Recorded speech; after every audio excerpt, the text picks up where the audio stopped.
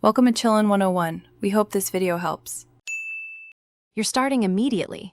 Open Snapchat and sign in, then confirm your phone number and email are verified because Snapchat uses them for recovery.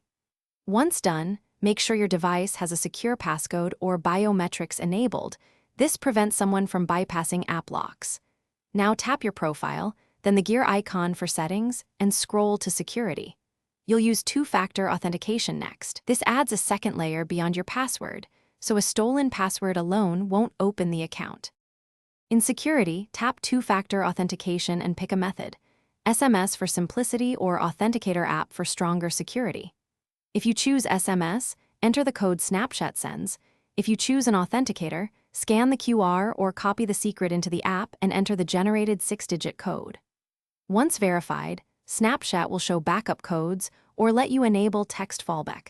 Make sure to save backup codes or a trusted device. This establishes the password plus code flow that blocks unauthorized logins. Final steps: protect the app on the device itself. On Android, enable a built-in app lock or a trusted third-party locker. On iPhone, use screen time with an app limit as a workaround.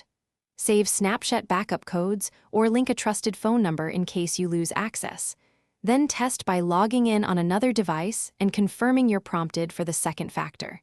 If codes fail, try resensing time on your Authenticator app or request SMS again. That fixes most issues. Thanks for watching. Consider subscribing if we helped you.